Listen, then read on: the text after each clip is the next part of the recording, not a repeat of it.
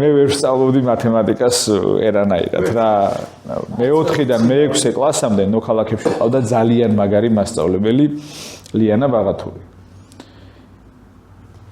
აი რას ნიშნავს მაგარი მასწავლებელი და მაგარი მწვავე გასწავლიდა. რაც არ უნდა, ვინც არ უნდა ყოფილიყავი, მაინც გასწავლიდა. მახსოვს რომ მე-4-დან მე-6 კლასამდე მათემატიკა ვიცოდი რა. ჩამოვედი თბილისში, აქ მე თან ახლა სოფლის სკოლაში 12 კაცი, 12 ბავშვი კლასში არავინ არ გამოგეპარება, თვითონ მართლა კარგად იცოდა და კარგი პედაგოგი იყო და აი ბავშვებთან ურთიერთობა ძალიან ისე შეეძლო და მოკლედ გვასწავლა მე ნამდვილად მასწავლა. ჩამოვედი თბილისში 40 კაცი კლასში 24 წივილი იქ ვეღარ ვისწავლე მე თვითონ. იქაც კარგი მასწავლებლები იყვნენ, აღარ მახსოვს ესე უკვე იქაური მასწავლებლების სახელი და ის, მაგრამ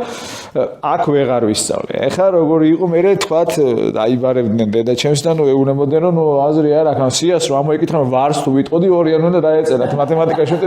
მით უმეტეს აი გეომეტრია დღესაც ხო აი დღემდე მიჭირს ხოლმე რომ აი ალფადან და კოტანგესიდან ციფრი როგორ უნდა გამოვიდეს ბოლოში სულ ეხლა შეიძლება რაღაცა ისეთი ვთქვი რა მათემატიკოსებს გაეცინოთ რომ რაღაცა ის მაგრამ ნუ ვერ ვისწავლე დაიბარებდნენ ხოლმე და ჩემს და ბავშვი ანუ ეტყოდნენ რომ აზრი არა აქ რა საერთოდ ვერ სწავლობს ამას მოვიდოდა და ჩემი ზამარბილად ეტყოდა ხომ ბადათო მათემატიკაში ბავშვი ჩამორჩება და ჩვენი სახლი ხო თეოდორ ემუელზე იტალიური ეზო ადრე სამი ოჯახი ცხოვრობდა სამ ოთახში ამ კარი იყო დატანებული იმაში რა ქვია კედელში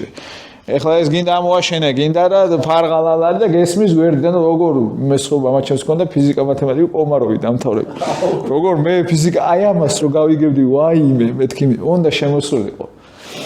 დამსტარიყავით ერთად და 15 წუთში თუმცნელობაში არ ეშლებოდა ნერვები, აქ მოეშლებოდა ნერვები და ახეთქებდა რაღაცას, მეტყო დებილი ხარ და გავარდებოდა.